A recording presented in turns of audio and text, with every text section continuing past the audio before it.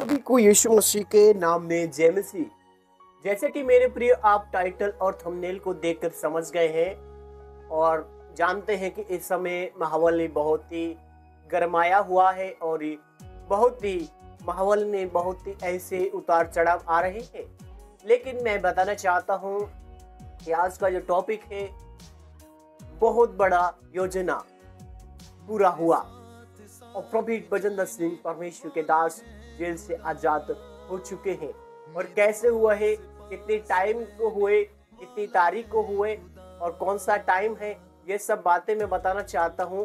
Prophet Bajinder Singh jail से आजाद कैसे हुए हैं और ये इसमें क्या रीजन है, क्या प्रॉब्लम है, ये सब बातें हम इस वीडियो में डिस्कस करने वाले हैं।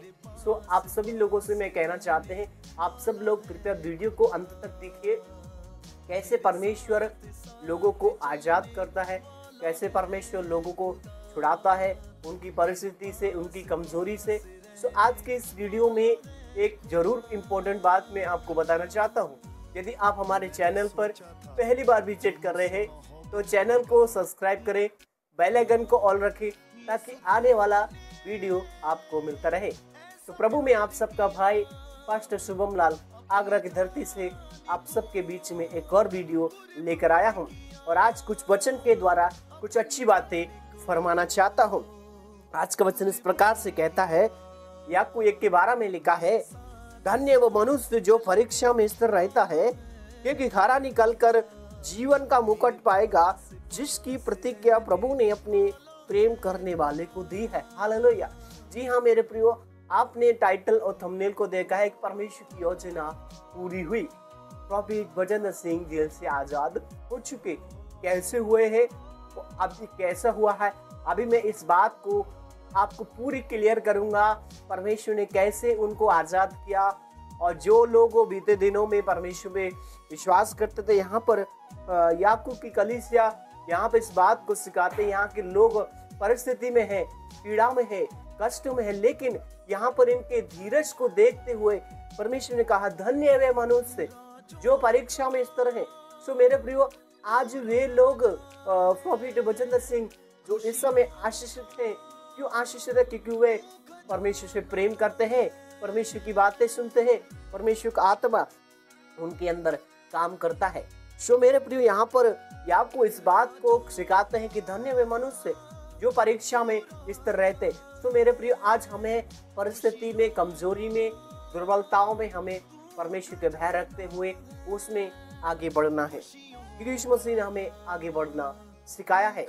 पीछे की बात छोड़कर आगे की बात सोचो, हमें आगे की ओर देखना है। तो यहाँ पर भी पौलुस इस बात को सिखाते हैं कि धन्य वो मनुष्य जो परीक्षा में स्थिर रहते हैं, क्योंकि वो खरा निकलकर जीवन का मुकुट पाएंगे। सो मेरे प्रियो, जीवन का मुकुट किसको मिलता है? जो सच्चाई से चलता है, धीरज से चलता है, प्रेम से चलता है, शांति से चलता है, प्रभु यीशु मसीह उसको जीवन का मुकुट देते हैं। इसी का एक और उदाहरण देखेंगे।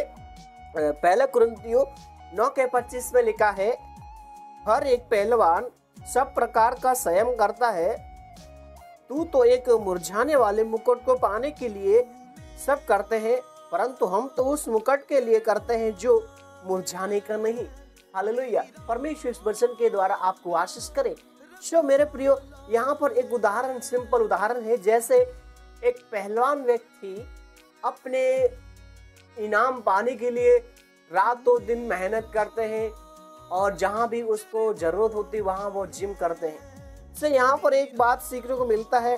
पौलुस कुरिन्थी कलीसिया के विश्वासियों को सिखाते हैं, एक पहलवान हर प्रकार का क्या करता है? संयम करता है। अगर एक व्यक्ति आशीष पाना चाहता है, अगर वो संयम नहीं करता है तो वो क्या करेगा? निरंकुश हो जाएगा। लेकिन हमें उस मुकुट के लिए संयम करना है, ईमान रखना है, जो हमारे लिए अनंत काल का मुकुट है। हालेलुया।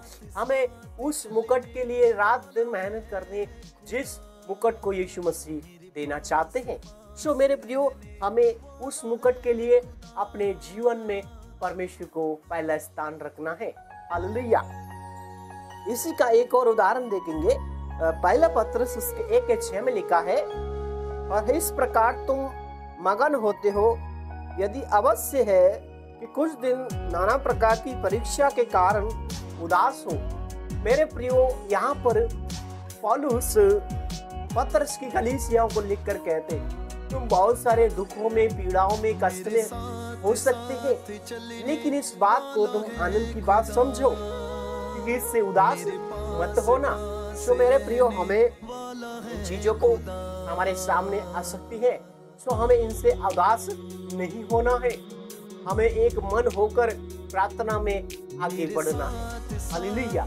आइए हम दुआ करते हैं। प्यारे आसमानी खुदावन परमेश्वर, हम दुआ करते हैं इस समय जो बातें हमने सीखी है कि धन्य वो मनुष्य जो परिस्थिति में खरा निकलता है, यीशु मसीह उसे जीवन का मुकुट देते हैं। आज जितने लोगों ने प्रभु अपना जीवन आपके लिए रखा है, इनका जीवन व्यर्थ ना जाने पाए, इनकी आशीषें व्यर्थ ना जाने पाए, इनका बोलना, इनका देखना यीशु आपको व्यर्थ न जाने पाए, कि हर एक कार्य को सफल करें। यीशु के नाम में तमाम अंधकार की शक्तियों को बांधते हैं। प्रभु दया करना, अनुग्रह करना, प्रार्थना प्रभु यीशु मसीह के नाम में, आमीन। परमेश्वर आप सबको बहुत आशीष करे। सबको जय मसीह की। God bless you all family. परमेश्वर आप सबके साथ रहे।